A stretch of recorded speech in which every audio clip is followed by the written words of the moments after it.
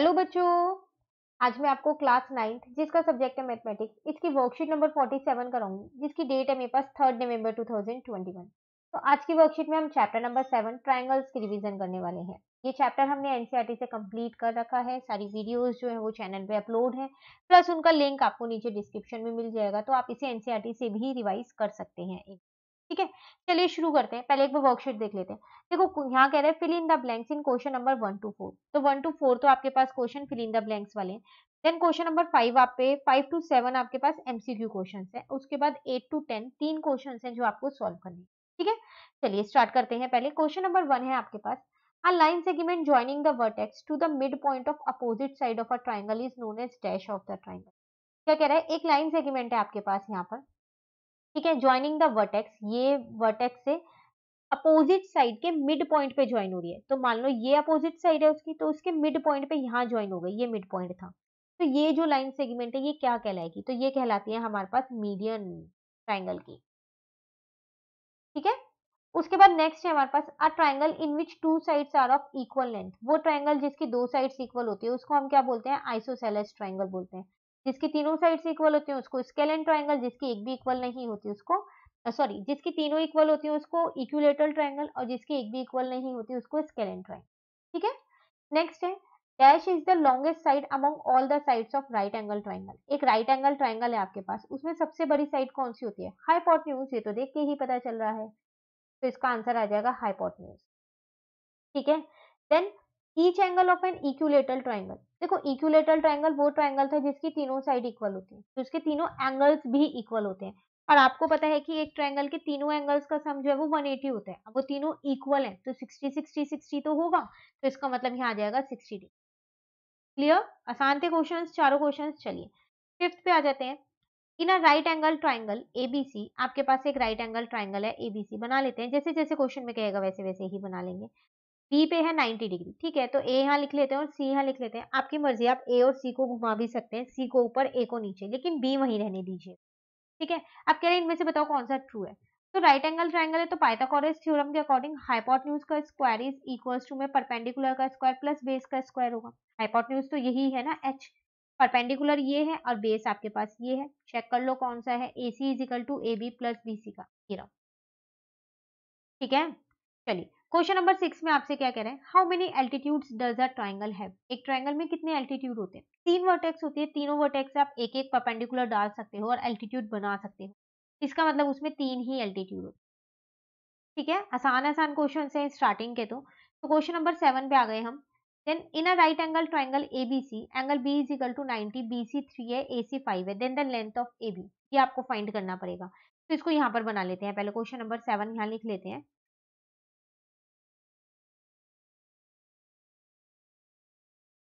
ठीक है, ये हो गया 90 डिग्री। अभी बी था आपके पास 90 डिग्री, तो यहाँ पर ए ले लेती हूँ और यहाँ पर सी ले लेती हूँ। जो जो मेजरमेंट्स गिवन है, बीसी 3 है और एसी 5 है, बीसी 3 सेंटीमीटर है, एसी 5 सेंटीमीटर। आपको ये फाइंड करना है। तो देखो अभी आपने किया कि पाइथागोरस थ्योरम के अकॉर्डिंग हाइपोटेन्यूज का स्क्वायर इज इक्वल्स टू में परपेंडिकुलर का स्क्वायर प्लस बेस का स्क्वायर हो जाएगा। ठीक है, तो 5 5 जा 25 इज इक्वल्स टू में ए बी का स्क्वायर प्लस 3 3 जा 9 हो जाएगा। 25 माइनस 9 इज इक्वल्स टू में ए बी का स्क्वायर आ जाएगा। ठीक है ना, बस अब आपको क्या करना है, 25 में से 9 को माइनस कर दो और देख लो कि वो किसी का परफेक्ट स्क्वायर होता है या नहीं होता। तो 16 is equals to A B square, तो ये तो 4 का स्क्वायर होता है, तो यहाँ पर ए बी कितना आ जाएगा आपके पास, 4 आ जाएगा। ठीक है, अब ऑप्शन देखो 4 का है, ये रहा 4। क्लियर, कोई डाउट, जहां भी डाउट हो आप कमेंट करके पूछ लीजिएगा। वैसे बहुत आसान आसान से क्वेश्चन थे 1 to 7। चलिए क्वेश्चन नंबर 8 देखते हैं। कह रहे A B is a line segment and P is it mid point. कह रहे जो ये ए बी नीचे बनी हुई है ये वाली लाइन, ये एक लाइन सेगमेंट है, पी जो है ये मिड पॉइंट है। मिड पॉइंट मतलब बराबर भागों में बांट रहा है। D and E are the points on the same side of AB such that angle BAD is equal to ABE and angle EPA is equal to DPB. The figures show that triangle ADAP is congruent to triangle EBP and AD is equal to BE. देखो कुछ information दे रखे हैं, कुछ angles equal दे रखे हैं। आपको दो triangles को कॉन्ग्रुएंट प्रूव करना है और दो साइड्स को इक्वल प्रूव करना है। ठीक है, सबसे पहली बात ना यहाँ पर हम गिवन में लिखते हैं कि हमें दिया क्या गया है। तो गिवन है हमारे पास P is the mid point of, कौन सी लाइन का था, of line segment A B. ठीक है, तो जब P मिड पॉइंट है तो मैं ये कह सकती हूँ कि AP जो है वो किसके बराबर हो जाएगा, आपके पास PB के बराबर हो जाएगा। इसके साथ-साथ मुझे और क्या दे रखा है, एंगल BAD जो है वो ABE के बराबर है। और क्या दे रखा है, EPA जो है वो किसके बराबर है, EPA DPB के बराबर है। ठीक है, इतना आपको दे रखा है। प्रूव आपको यहाँ पर क्वेश्चन में क्या करना है, 2 पार्ट्स प्रूव करने हैं। फर्स्ट पार्ट में आपको ट्रायंगल जो है DAP जो है वो EBP के प्रूव करना है। DAP जो है वो कॉन्ग्रुएंट प्रूव करना है ट्रायंगल EBP के। ठीक है, सेकेंड पार्ट में आपको क्या करना है यहाँ पर, EBP के AD is equal to BE। ठीक है, चलिए अब अपना सॉल्यूशन देखते हैं। यहाँ पर फर्स्ट पार्ट देखते हैं। देखो, अगर आप यहाँ पर ध्यान से देखो ना तो ट्रायंगल ये है DAP, ये पूरा जिसको मैं अभी हाईलाइट कर रही हूँ यहाँ पर। तो 3 चीज़ चाहिए मुझे कॉन्ग्रुएंसी प्रूव करने के लिए, तभी हो पाएगा। दूसरा ट्रायंगल मैं दूसरे पेन से हाइलाइट करूँ ताकि आपको क्लियरली दिखे। EBP है ये वाला।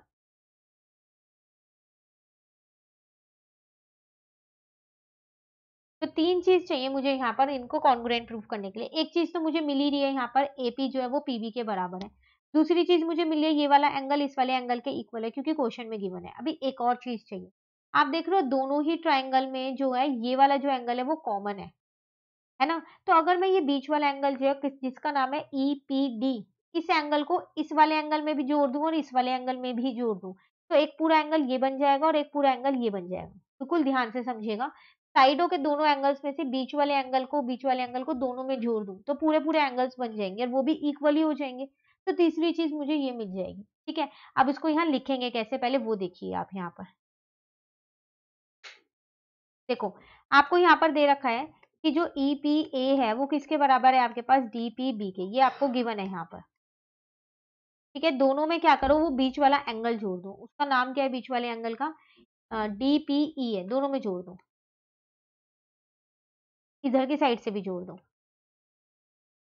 दोनों में सेम जोड़ना है, ठीक है ना? कुछ और मत जोड़ देना। अब जब आप इन दोनों एंगल्स को यहाँ पर देखो, इस वाले एंगल में ये वाला एंगल जोड़ोगे पूरा, तो ये पूरा बन जाएगा। ठीक है, जिसका नाम हो जाएगा आपके पास APD। यहाँ लिख देते हैं, या DPA, कुछ भी लिख दो, आपकी मर्जी है, जो आपका मन है। और यहाँ आ जाएगा EPB। देखो ये वाला पूरा आ जाएगा EPB। ठीक है, बस अब चलो कॉन्ग्रुएंसी प्रूव करते हैं हम जल्दी से। तो बात करते हैं हम अपने ट्रायंगल DAP की एंड ट्रायंगल EBP की। तो एक चीज तो मुझे पता है कि जो AP है वो PB के बराबर है। एक और चीज मुझे क्वेश्चन में यहाँ पर गिवन थी। कौन सी चीज गिवन थी एक और, कि BAD जो है वो ABE के बराबर है ना? दो चीजें तो यही मुझे गिवन थी। एक मैंने यहाँ ऊपर से ये भी तो लिया है, DPA जो है वो बराबर है किसके, EPB के। ठीक है, और एक DAP जो है वो किसके बराबर थी, क्वेश्चन में क्या गिवन था, DAP,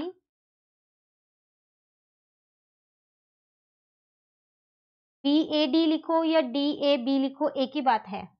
ठीक है, एक सेकंड रुको, इसका नाम कुछ गलत हो रहा है। अच्छा हाँ देखो, आपको यहाँ पर दे रखा है ये BAD दे रखा है, BAD, ये वाला कोण दे रखा है। अब मैं अगर इसको लिख रही हूँ DAP, एक ही तो बात है, बात तो मैं इसी वाले एंगल की कर रही हूँ ना, और किसी की तो नहीं कर रही। उसी तरीके से यहाँ पर आपको दे रखा है ABE, ये वाला। ठीक है, अब मैं इसको यहाँ पर क्या लिख देती हूँ, इसको मैं यहाँ पर लिख देती हूँ EBP। एक ही बात है, हम बात तो B की ही कर रहे हैं। तो ये आपको गिवन है। ठीक है, ये आपको गिवन है, रीजन तो लिखना ही पड़ेगा। ठीक है, इसको आप मान लो अपनी इक्वेशन 1, ये फ्रॉम 1 से आया है। इसका मतलब ट्रायंगल जो है आपके पास कौन सा, DAP जो है वो कॉन्ग्रुएंट प्रूव हो चुका है ट्रायंगल EBP के। 3 चीजें चाहिए, तीनों ही चीजें मुझे मिल गई। 2 एंगल मिली और एक साइड मिली, एंगल साइड एंगल। ठीक है, अब बात आती है सेकंड पार्ट की। AD जो है वो BE के बराबर करनी है। तो जब 2 ट्रायंगल से कॉन्ग्रुएंट प्रूव हो गए हैं तो CPCT से इसकी सारी कॉरेस्पॉन्डिंग साइड्स इक्वल होंगी, होंगी नहीं होंगी? तो बस आप सेकंड पार्ट में तो सीधा-सीधा लिख सकते हो कि जो AD है उसको किसके इक्वल प्रूव करना था हमें, BE के। वो इक्वल ही होगी, और रीजन में क्या लिखने वाले हो आप, CPCT लिखने वाले। Clear question number 8? चलिए क्वेश्चन नंबर 9 पे आ जाते हैं आपके पास। कह रहा है find angle x in each figure. 3 figure दे रखे हैं, इनमें एंगल x की वैल्यू निकालनी है। तो फर्स्ट वाली फिगर है, यहाँ बना लेते हैं पहले, फिगर फिर करते हैं इनको। फर्स्ट में एक राइट एंगल ट्रायंगल आपको दे रखा है। ठीक है, दो साइड्स आपको यहाँ पर ये इक्वल दे रखे हैं, ये 90 डिग्री दे रखा है, ये एक्स दे रखा है। देखो जब ये दोनों साइड्स इक्वल, अगर मैं इसको नाम दे दूं यहाँ पर ए बी सी है, जब आपको ये दे रखा है कि ए बी जो है वो बी सी के बराबर है, तो इसका मतलब उसके जो अपोजिट एंगल्स होंगे, तो एंगल ए जो है वो एंगल सी के बराबर होगा, होगा नहीं होगा? अब आपको पता है एक ट्राइंगल के तीनों एंगल्स का सम 180 होता है, तो angle A plus angle B plus angle C जो है वो तो 180 के बराबर होगा। Angle sum property of triangle, angle A X है, एंगल बी 90 डिग्री है, एंगल सी भी एक्स है, ये दोनों बराबर हैं अब ये, ठीक है। तो 2x is equals to 180 minus का 90 डिग्री आ गया, तो 2x इज इक्वल्स टू में 90 डिग्री, तो x की वैल्यू यहाँ से कितनी आ जाएगी 45 डिग्री। फर्स्ट पार्ट कंप्लीट, ठीक है। सेकेंड पार्ट देखते हैं, फिर यहाँ पर आपको एक ट्राइंगल दे रखा है सेकेंड पार्ट में, पहले ट्राइंगल बना लेते हैं फिर करते हैं।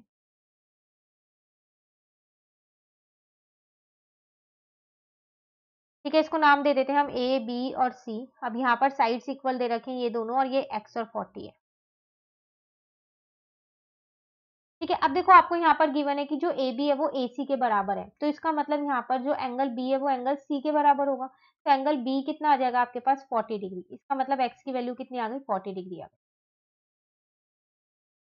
ठीक है। रीजन में लिख देना angle opposite to equal sides are equal, जो इक्वल साइड्स के अपोजिट एंगल्स होते हैं वो इक्वल होते हैं, ठीक है। चलिए थर्ड पार्ट पे आ जाते हैं। थर्ड पार्ट है, फिर आपको एक राइट एंगल ट्राइंगल यहाँ पर दे रखा है, ठीक है ना, यहाँ बना लेते हैं पहले। ये आपको 45 दे रखा है, इसको नाम दे देते हैं इस बार पी क्यू आर, ठीक है। यहाँ पर आपको x दे रखा है। अब दो साइड्स इक्वल कौन कौन सी दे रखी है, एक ये वाली दे रखी है और एक ये वाली, तो देखो आपको दे रखा है पी क्यू जो है वो क्यू आर के बराबर है। जब ये दोनों साइड्स इक्वल हैं तो इसके अपोजिट एंगल्स इक्वल होंगे, इसका मतलब एंगल पी जो है वो एंगल आर के बराबर होगा। अब एक ट्राइंगल के तीनों एंगल्स का sum angle P plus angle R plus angle Q जो है वो तो 180 के बराबर होगा ना, ठीक है।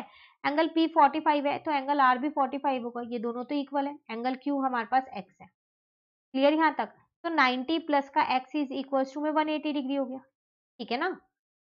तो x कितना आ जाएगा आपके पास 180 माइनस का 90 डिग्री, तो x की वैल्यू यहाँ पर आ जाएगी 90 degree. Clear? Question number 9 clear हो गया। चलिए आ जाते हैं क्वेश्चन नंबर 10 पे। यहाँ आपसे क्या कह रहा है, triangle ABC is an isosceles triangle, ये फिगर एबीसी जो नीचे बना हुआ है वो, in which A B is equal to A C, side B A is produce to D, आपने बी ए को थोड़ा सा एक्सटेंड कर दिया तो डी पॉइंट तक ले गए और डी को सी से ज्वाइन कर दिया, इस तरीके से कि जो अब ए डी है, ये वाली जो ये है ये इसके बराबर हो गई है ए बी के, इस पूरे ए बी के बराबर है। So that angle B C D is a right angle, B C D आपको शो करना है कि ये राइट एंगल है, ये मतलब आपको एंगल सी जो है वो पूरा 90 डिग्री प्रूव करना है। क्लियर है क्वेश्चन? चलिए सॉल्यूशन देखते हैं। यहाँ देखो, यहाँ पर मैंने ट्राइंगल बना दिया है, एक गिवन लिख दिया, प्रूव लिख दिया, ठीक है। तो आपको गिवन था कि जो ए बी है वो ए सी के बराबर है और जो ए डी है वो ए सी के बराबर है, तो फिर मैं ये कह सकती हूँ कि ये तीनों साइड आपस में ही बराबर है, क्योंकि देखो ए बी ए सी के बराबर है और ए सी जो ए बी जो है वो ए डी के भी बराबर है, तो फिर ए सी भी तो इन दोनों के बराबर होगा नहीं होगा, है ना। अब हमारे को प्रूव क्या करना था कि ये वाला जो एंगल है ये 90 डिग्री है, एंगल बी सी डी। कैसे प्रूव करेंगे? सबसे पहली बात आप बात करो इस ट्राइंगल की जो नीचे बना हुआ है ए बी सी, इसमें आपको दे रखा है कि जो ए बी है वो ए सी के बराबर है। जब ये दोनों साइड्स बराबर हैं तो मैं ये कह सकती हूँ कि ये दोनों एंगल्स बराबर होंगे, इसका मतलब मैं यहाँ लिख देती हूँ कि जो एंगल ए बी सी है वो किसके बराबर होगा, एंगल ए सी बी के बराबर होगा, ठीक है। आप इसको ना अपनी फर्स्ट इक्वेशन मान लो और साथ साथ यहाँ पर रीजन लिख देना। यही रीजन आपको क्वेश्चन नंबर 9 में भी लिखना है, तीनों पार्ट में। Angle opposite to equal sides are equal,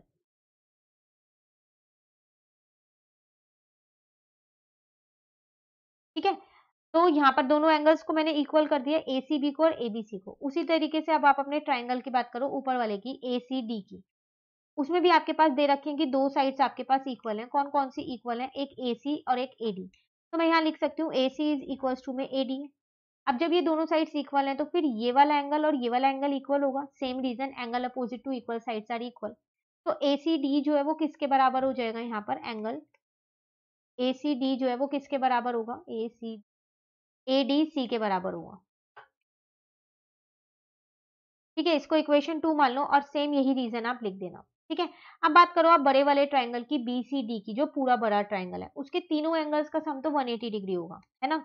तो in triangle B C D की बात कर रहे हैं हम, पूरे बड़े वाले की, तो तीनों एंगल्स का सम 180 होगा, तो मैं यहाँ पर वो तीनों एंगल्स लिख देती हूँ। एक एंगल ए बी सी आ जाएगा प्लस ए BC ये वाला एंगल लिया है मैंने, ठीक है। एक मैंने यहाँ लिया BCD, तो बड़े वाला पूरा, ये वाला पूरा एंगल ले लिया BCD, ठीक है। एक D वाला रह गया, वो भी लिख लेंगे अभी। तो यहाँ लिख देते हैं BCD और एक हो जाएगा BDC इक्वल टू में 180 डिग्री। ठीक है ना यहाँ तक? अब देखो ABC की जगह आप क्या लिख सकते हो, यहाँ पर ACB लिख सकते हो इक्वेशन 1 से, क्योंकि ये दोनों इक्वल थे, तो मैंने यहाँ यही लिख दिया है। इस वाले एंगल को ऐसे ही छोड़ दो, क्योंकि ये तो आपको प्रूव ही करना है। अब BDC है यहाँ पर, तो देखो BDC किसकी बात कर रहा है ये? BDC इस वाले एंगल की बात कर रहा है, और ये वाला एंगल तो इस वाले एंगल के भी तो इक्वल है नहीं है? अभी हमने प्रूव किया था कि जो ADC है वो किसके ACD के इक्वल है, तो फिर मैं इसकी जगह पर यहाँ ये लिख सकती हूँ ना कि ये एंगल ACD के बराबर है, ठीक है। यहाँ तक कोई दिक्कत? अब देखो एंगल ACB में आप एंगल ACD जोड़ दो और इस वाले को अलग ही छोड़ दो BCD को, इक्वल टू में 180 ऐसे ही रहने दो। ध्यान से अपनी फिगर में देखो ACB और ACD कौन से एंगल है? ACB ये वाला एंगल है और ACD ये वाला एंगल है। जब ये दोनों एंगल्स मिल जाएंगे एक साथ, तो कौन सा एक पूरा एंगल बन जाएगा? बन जाएगा नहीं बन जाएगा पूरा एंगल? और उसका नाम हम क्या लिख सकते हैं? BCD लिख सकते हैं, ठीक है। तो बस फिर इसको यहाँ लिख दो BCD, और ये पहले से ही BCD एक और लिखा हुआ ही है, इक्वल टू 180। तो 2BCD इज इक्वल्स टू में 180 डिग्री आ गया। तो यहाँ से आपके पास BCD कितना निकल के आ गया? 90 degree. 180 divided by 2 is equals to 90 degree.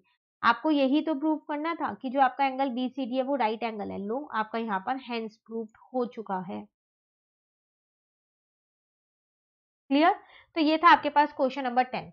NCERT का क्वेश्चन है, क्वेश्चन नंबर 10 भी और क्वेश्चन नंबर 8 भी। तो आप एनसीईआरटी से भी इस चैप्टर को अच्छे से रिवाइज कर लीजिएगा, ठीक है। इसी के साथ हमारी वर्कशीट 47 कंप्लीट होती है। कोई भी डाउट हो कमेंट करके पूछ लीजिएगा, और अगर आपको ये वीडियो अच्छी लगी तो लाइक जरूर कीजिएगा और मेरे चैनल को सब्सक्राइब कीजिए। Thank you.